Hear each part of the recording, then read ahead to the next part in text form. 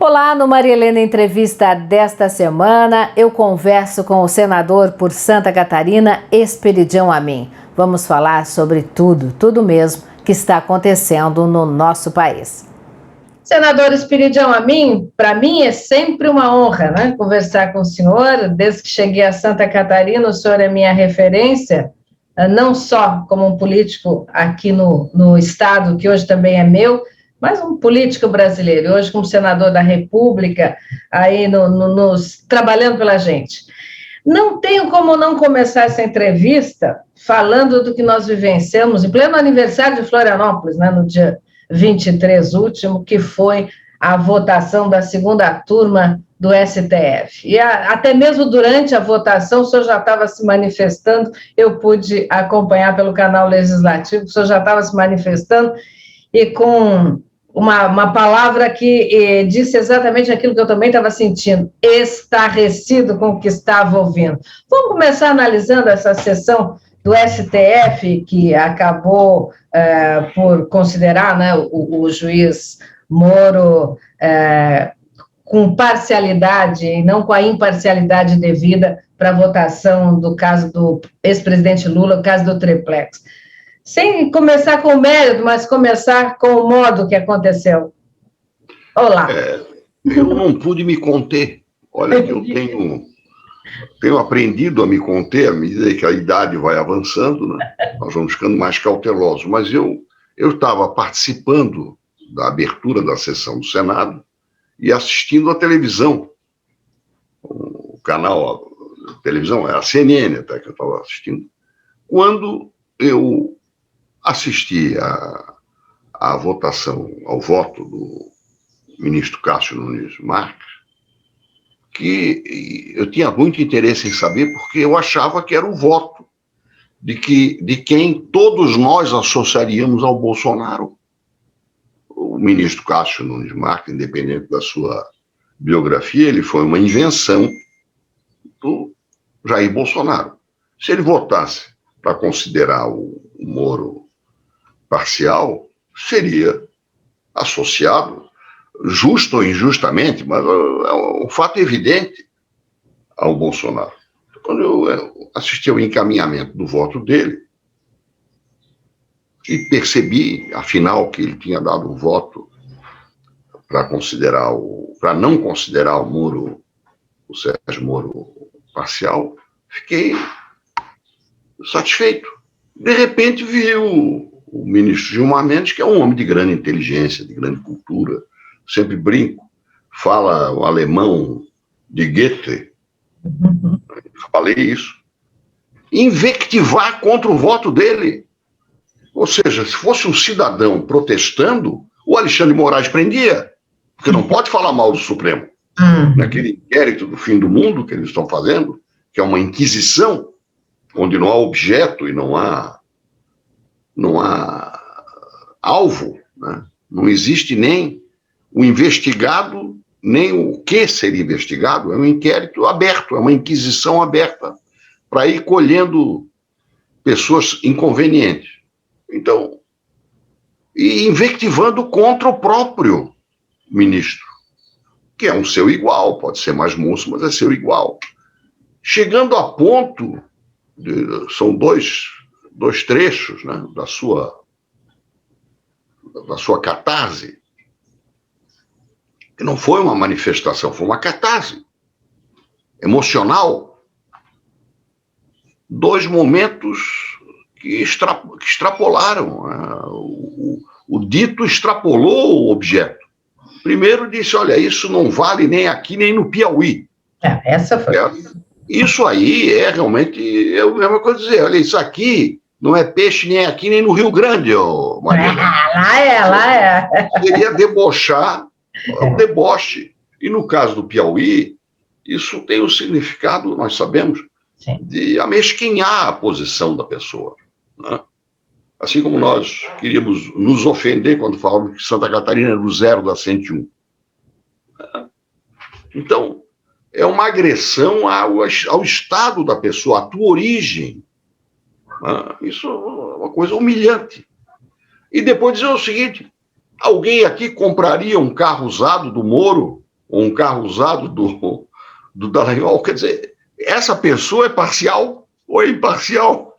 Ele tem um julgamento firmado sobre o caráter das pessoas e quer desconsiderar o que o outro decidiu num processo que foi adiante. As provas foram adiante. Passaram por Tribunal Regional com 3 desembargadores, pelo menos, e pelo STJ. Então, uma demolição.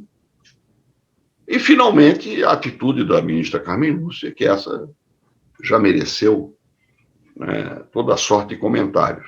A gente tem que respeitar a decisão do Supremo, mas não é obrigado a ficar quieto. Certas coisas não passam aqui. Não passa. E como o senhor disse no começo, na idade da gente, não passa mais ainda. E eu queria homenagear um texto que o Cacau Menezes publicou ontem, sobre a linha do Equador. Você chegou a ler? Não. O Moro, bom, ele fala o seguinte: o Chico Buarque fez uma música, Não Existe Pecado do Lado de Baixo do Equador.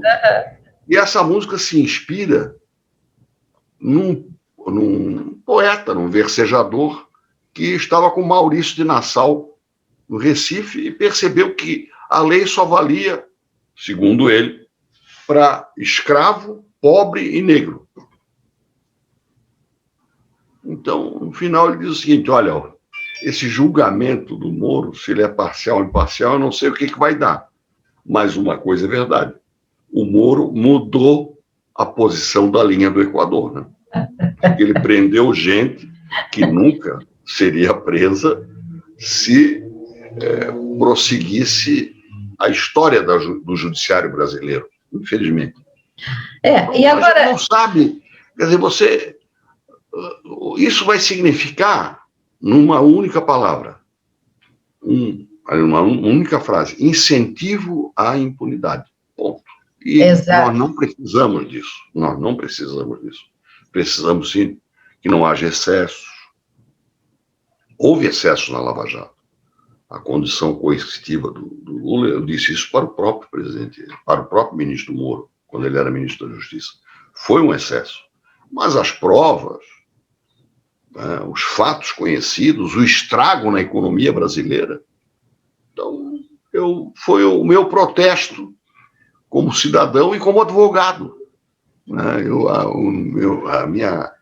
Eu me formei em 1970, eu sou um cinquentão como bacharel em Direito. Aí fiquei muito triste. No meio dessa tragédia toda, você assiste a um momento desses, com a reação de um magistrado contra o outro, e mais uma frase do Gilmar Mendes: a justiça foi desmoralizada. Mais uma vez, então. Não é pelo outro, pode ser por mim também. Uhum. Nós estamos vivendo um momento muito difícil, do ponto de vista social, e sabemos disso. A pandemia, além da tragédia em si, cansou. Ninguém aguenta. Mais de um ano que nós estamos numa vida fora dos padrões que nós tínhamos adotado como nosso padrão. Então, é um momento de exasperação, de intolerância, em que as agressões vão se sucedendo, né? O sujeito procura palavras para agredir o outro. E isso é muito ruim, porque nós precisamos, nesse momento, humildade e solidariedade. A gente realmente ficou com essa sensação de impunidade geral e com um temor ainda maior do que vem acontecer no nosso país. Agora, tudo no nosso país judicializa, senador Espiridião Amin. A própria saúde, que o senhor está falando aí do momento difícil que a gente está vivendo, tudo judicializa e tudo politiza? Sim. Nós estamos, por exemplo, essa reunião que houve ontem do presidente Jair Bolsonaro com o presidente Supremo, do Congresso, da Câmara, tinha um foco interessante. Resolução das questões que forem judicializadas com urgência. Só isso já valeria a pena. Porque escândalos, questionamentos, essa coisa de políticos e empresários de Minas Gerais, do setor de transporte, terem comprado vacina da Pfizer e aplicado de acordo com as benesses, isso aí configura o que o Papa falou. Os ricos vão dar um jeito. Isso vale para os países, vale para aqueles que detêm as empresas que fabricam. Quer dizer, a falta de solidariedade, o espertalhão, o poderoso, se valendo ou da esperteza ou do seu poder para cuidar do seu, neste momento, isso amesquinha a humanidade, porque são exemplos. Dificilmente, é impossível não desejar que haja uma punição exemplar. Estou falando desse caso, que também eclodiu ontem, dessa vacinação, confessada por um ex-senador. Confessada. Ele dizendo, ele fez, e para ele foi de graça. Então, o espertalhão, o poderoso, clama o quê? Por justiça. Então, esse pedido para que pelo menos a justiça haja com rapidez é necessário. Recorrer ao judiciário é do Estado Democrático de Direito. Sim. E postergar decisões, como dizia o Rui Barbosa, é a pior injustiça. Não tomar decisões rapidamente. Voltando ao caso, né, da segunda turma, quer dizer, um assunto que está há 4 anos 5 anos sendo discutido foi trazido para este momento, em que é um momento propício para obter aquele resultado. Esse oportunismo judicial é pior do que o retardamento. Eu vou aguardar uma hora certa para dar o bote. É incrível e nos deixa muito intranquilos, porque além desse momento que a gente vive, que o senhor muito bem falou, esse momento de pandemia e de pavor, eu lhe confesso que eu estou bastante assustada, não estava nos últimos tempos, estou bastante assustada. E a gente vê tudo isso, é uma sensação muito, muito difícil, muito para todos os brasileiros, para quem busca um entendimento maior sobre as coisas, ainda começa a ficar mais embolado, fica pior ainda.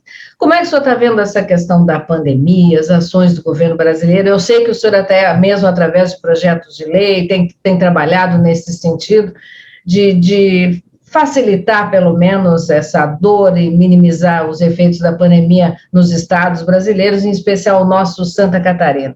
Me fale um pouquinho desse momento. Bom, eu vou falar deste momento. Nós estamos conversando no dia 25.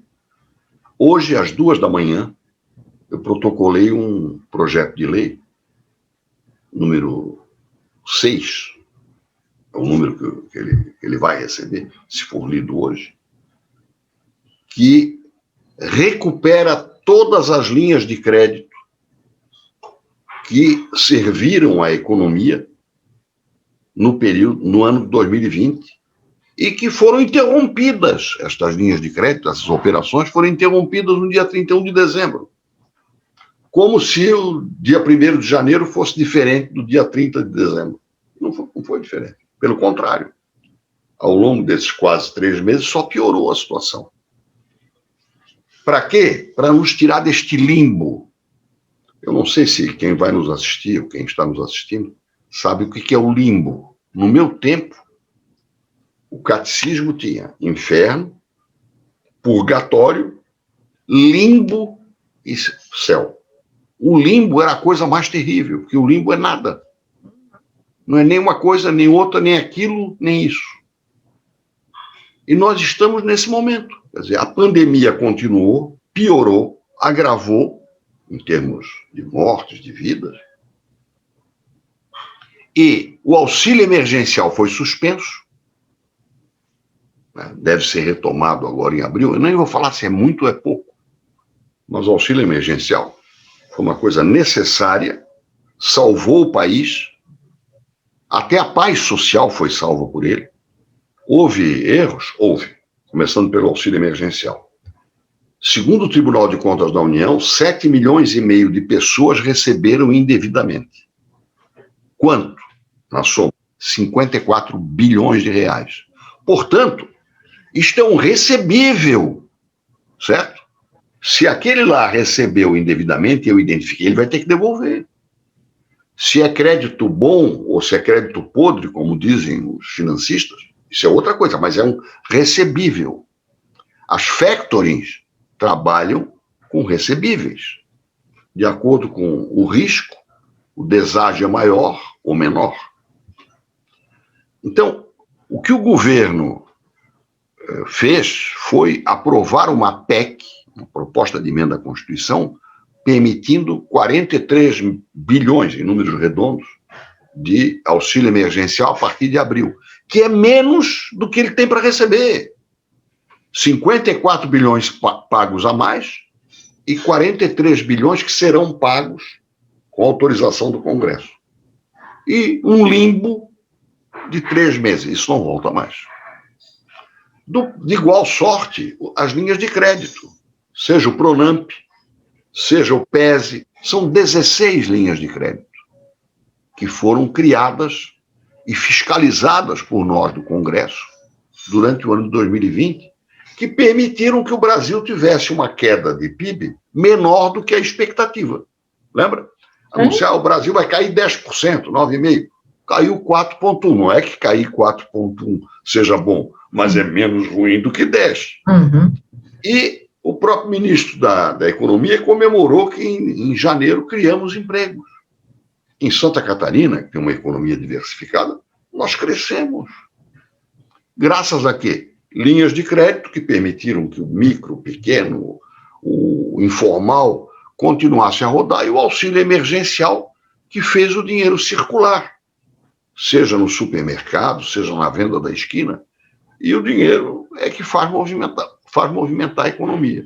Então, este projeto de lei que eu apresentei mexe nesta parte das linhas de crédito que no ano passado permitiram que o Brasil caísse menos. E no caso de Santa Catarina até desse uma crescidinha, de acordo com a nossa índole, com o nosso modelo econômico, que nós temos que preservar. Então, auxílio emergencial, o governo equacionou. 3 meses de limbo.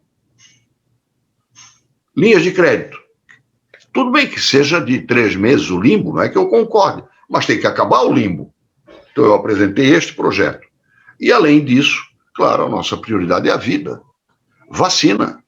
Ontem tivemos uma reunião exaustiva, terminou às 10 da noite, com o ministro das Relações Exteriores, assim como tivemos na véspera com laboratórios. Eu estou convencido de que nós temos que recuperar o tempo perdido. Eu não quero falar mal de ninguém. Falar mal eu penso. Eu quero saber qual é a solução. Nós fazemos parte de uma coisa chamada BRICS. Brasil, Rússia, Índia, China e África do Sul. E antes, me permita, antes mesmo de existir esse termo BRICS, essa união de siglas, eu estive lá com o senhor abrindo mercados. Exatamente. Você conhece. Nós fomos lá. A Helena, nós fomos à China e à Índia procurar sais medicinais. Uhum. Não é para banho de banheira, não. É para fazer remédio de uso largo. Então, genérico, grande tacada do Serra, os remédios de uso continuado, né? Seja para diabetes, pressão alta, obesidade. Então, China, Índia e Rússia, esses 3 países produzem 10 vacinas, 10 tipos de vacinas, 2 da Rússia, 2 da Índia e 6 da China. Nós temos um banco de desenvolvimento do BRICS, com sede em Xangai. Eu visitei em 2019. Este banco e a nossa prioridade tem que andar agora casados. Então, nós temos dinheiro neste banco. O Brasil é sócio. Nós temos que usar o Ministério da Saúde, o Ministério das Relações Exteriores em cima de onde nós mandamos. Mandamos um pouquinho. E agradar esse pessoal. Porque eles têm interesses. Relações exteriores não são relações amorosas. Você não pode pensar que ele é meu amigo. Ele tem interesses. E os interesses dele me dizem respeito e os meus a ele. Então, o que a Índia quer? Quebra de patente. Temos que ser a favor. Mas não vai ser isso que vai ser aprovado? Não interessa. O que é preciso que a Índia saiba é o seguinte: voto contigo. Voto para perder, voto para ganhar e voto para negociar. Deu para entender? Claro, perfeito. Helena, tu estás precisando disso. Queres isso? Conta comigo. Se tiveres que, no meio do caminho, mudar um pouquinho a direção, me avisa que eu quero continuar contigo. Não é incondicional, é uma relação que cria. E o Brasil tem peso. A China tem muito peso. E o americano trata a China como um inimigo, seja com estilo Trump, seja com estilo Biden. O Biden chamou o Putin de assassino. O Putin respondeu. Não sei se você viu o vídeo, vale a pena, com uma aula, né? E no final disse assim: nós vamos continuar a conversar com os Estados Unidos, porque eles têm interesse e nós também. Só que eles vão ter que aturar o nosso jeito. Nós temos os nossos interesses. Então, deu uma aula de história e de diplomacia. O Biden é democrata. Eu lembro que a Ângela fez uma visita na década de 90, como deputada federal, o Alckmin era deputado federal, foram visitar o Al Gore antes da eleição do ano 2000. No gabinete do Al Gore tem um mapa da Amazônia. Mapa da Amazônia toda, inclusive a que não é brasileira. Ou seja, eles têm isso na cabeça deles. O ministro das Relações Exteriores ontem ainda disse: não, o Kerry já nos falou, ninguém vai discutir negócio de soberania. Soberania de vocês, nós queremos ajudar a que vocês preservem. E nós queremos que nos ajudem ou não precisamos. O que eu defendo é que nós tenhamos, primeiro, não abre mão da nossa soberania. Isso é indiscutível. Mas nós queremos desenvolvimento sustentável para a Amazônia. Temos que trabalhar com indicadores que eu fiz na academia, fiz mestrado, fiz doutorado, foi em cima de indicadores de desenvolvimento social, econômico e sustentabilidade, que compreende o ser humano. Então, vamos criar os indicadores e nós vamos ter a rédea da negociação. Eles vão cumprir o seu papel de remorso, de esperteza, e nós vamos, com isso, aumentar o nosso cacife para conseguir que eles nos atendam com as vacinas. E que sejamos rápidos, né? E que sejamos rápidos. Agora, nós precisamos antecipar entre 100 e 120 milhões de vacinas para que os do chamado maior fator de risco sejam vacinados até maio. Então, vamos abrir a conversa. Vamos conversar. Por quê? Porque o Biden, neste confronto com a China, sabe para onde é que ele mandou as vacinas Pfizer? Mandou para Indonésia, para Austrália, para Malásia, para Tailândia, para fazer confronto com a China. Eles não usaram vacina da China lá. O Biden mandou. E mandou porque, de acordo com a lei de guerra, da Segunda Guerra Mundial, as linhas de produção da Merck, que é concorrente da Pfizer, foram submetidas pelo governo americano, a obrigação de linha de montagem da vacina da Pfizer. A Merck está produzindo vacinas do concorrente e agora vai produzir também, já está produzindo também da Janssen, que é aquela de uma dose só, muito importante para nós. Por quê? Porque a Pfizer foi salva pelo governo americano naquela quebradeira do subprime em 2009. Isso está no livro do Obama. A Pfizer, a Boeing, a GM. O livro, Uma Terra Prometida, está aí. Olha, páginas 250 a 254. Tá. E menciona lá quais foram as grandes empresas que quebravam. 250 e 254. 254. E depois você lê nas páginas 352, anota aí, 352 e 353, o que o Obama fala do Lula? Não é mais o cara, é outra coisa. Enfim. O pessoal do PT não sabe o que o Obama que disse que o Lula era o cara, lembra? Ele é o cara. Mas que cara? Ele escreveu, não, ele falou isso elogiando. Sim. Mas ler o livro dele, páginas 352 e 353, sobre o Lula. E 250 a 254, a lista das empresas que o governo americano salvou.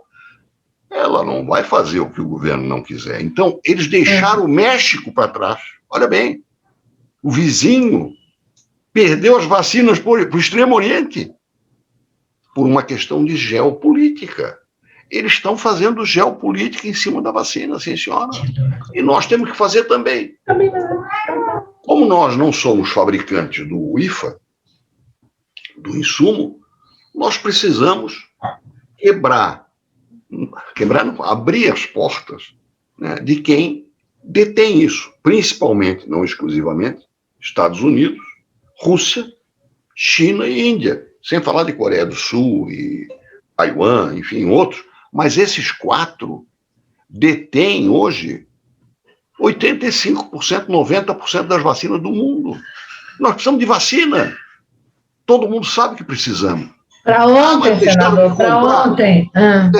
Eu vi o senhor se vacinando, no vídeo do deputado João, entregando flores, que bonito. Flores, um buquê que a dona Ângela e eu fizemos aqui na Ponta das Canas antes de sair de casa. Acompanhei a edição do João, chocolatezinho e fita do Senhor dos Passos, porque era dia da procissão.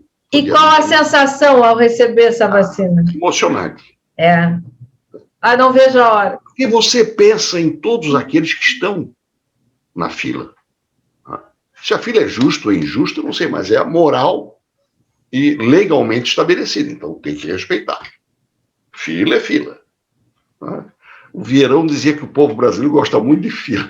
Deus não pode ver uma fila que entra. Mas o fato é que a fila é uma instituição nacional. Subverter a fila é feio. É muito feio. Mas aquele bolo, né, para não respeitar a fila, é muito feio. Eu fui educado para respeitar a fila. Entrou na fila, tem que respeitar. E é uma sensação de alívio. Quer dizer, aquilo bota o teu relógio fica sem data. Você lembra da sua professora primária, aquela moça que está ali, cujo rosto eu nem vi direito, ela é a tua redentora. Porque a vacina, então, por esta vacina, nós temos que conversar. Proporcionar isso para todos, né? A vacina que eu quero, se tiver que conversar com o diabo, tem que conversar. E nas relações diplomáticas não existe o inimigo eterno, existem interesses. Senador, vamos chegar em Santa Catarina. Como é que o senhor está vendo a condução aqui no nosso estado de todo esse processo? Olha, nós estamos tendo as contradições nacionais, né? Ninguém sabe, não tem receita de bolo, né? Não existe receita de bolo, né? Eu acho que, só para concluir essa parte, vacina, para vacinar de maneira inteligente. Provavelmente, eu queria só concluir isso, talvez, se houver um interstício maior entre a primeira dose e a segunda, vamos ter interstício, porque se a primeira me dá 50%, já reduz o dano. Como leigo, eu acho que a segunda dose devia ser consumida com a segunda pessoa, e não com a primeira. Se a primeira me dá 50%, ela me garante que, pelo menos, se eu contrair a doença, eu não terei os piores efeitos, né, de internação. Mas isso nós temos que fazer o que os especialistas mandam, nós políticos. Nós não podemos inventar. Isso é sério. Então, para concluir, vacina, auxílio emergencial e linha de crédito. Apoio para o empresário trabalhar com o máximo de garantia de emprego possível. Isso é que eu considero prioritário. Quanto à questão do Estado, nós fazemos parte desse contexto.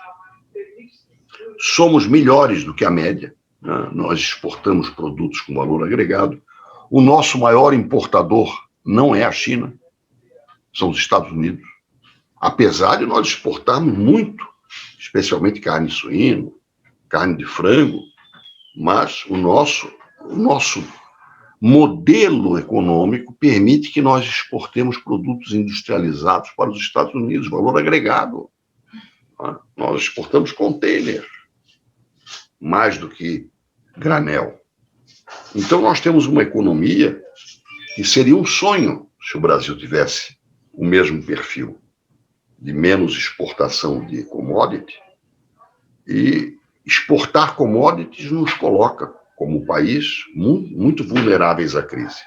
Então, Santa Catarina tem que aproveitar esse modelo, digamos, quase pós-pandemia, para fortalecer o que o Brasil vai ter que fazer, que é a reindustrialização inteligente.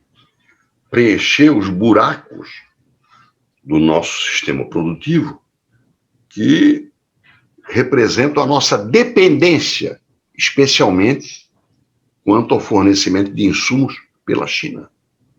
Quando a China deu uma paradinha lá, deu uma espirrada, parou tudo.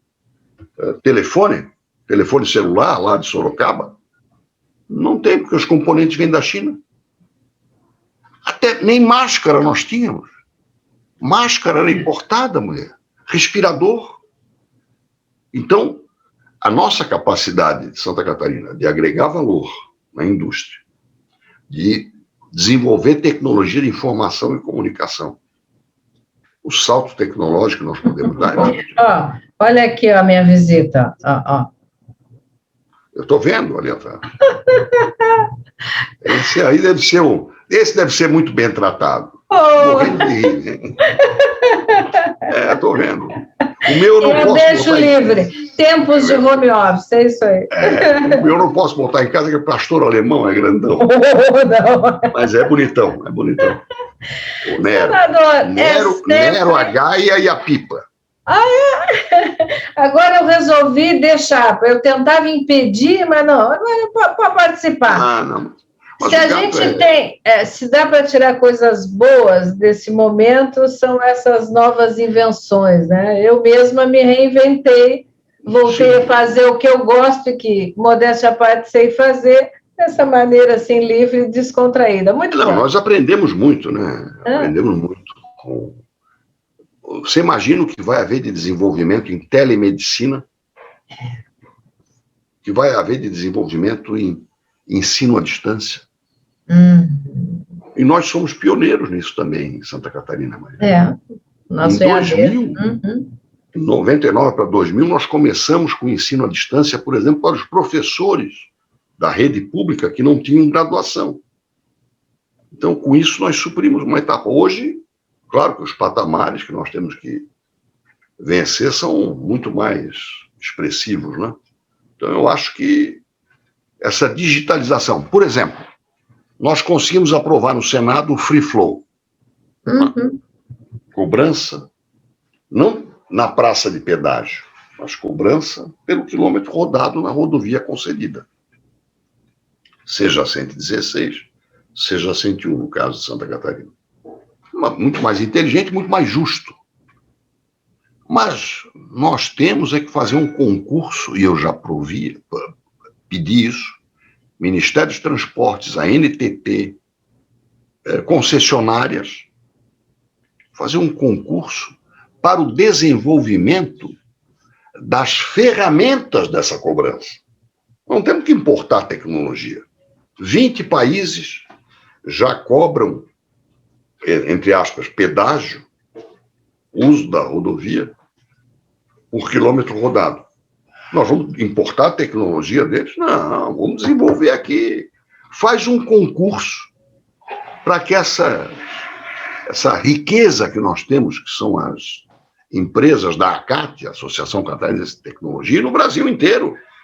Quem é que vai fazer a ferramenta para filmar o carro, saber se a direção não é agressiva? Lembra do caso do acidente aí do caminhão que patrolou a motocicleta? Se a velocidade é a regular, ou seja, a prescrita. Quer dizer, uma filmagem tem que servir a vários objetivos além da cobrança. Saber se o carro é clonado, se é roubado. Ou seja, o mecanismo que permite cobrar por quilômetro rodado tem que permitir outras coisas, respeitadas as prescrições da Lei Geral de Proteção de Dados. É para espionar a pessoa, mas é para observar o comportamento, que é resultado da pessoa, do veículo, que significa segurança pública, do voluntário do cidadão. E daqui a pouco nós vamos ter veículos autônomos, querida. Já temos. Vamos ver para onde... A Maria Helena, né, que como mulher está fazendo 5 coisas ao mesmo tempo no volante. Né? Tentando fechar a cortina aqui, porque o sol pegou. Ó, aqui, pronto. É bom sinal. Viu? Então, o sol. Não é o indivíduo, mas é o carro. O carro tem que ter um comportamento normal, decorrente, hoje, da condução, mas daqui a pouco da condução autônoma, que é uma realidade no mundo. Então, o desenvolvimento dessa tecnologia faz parte disso que eu falei. Reindustrialização inteligente.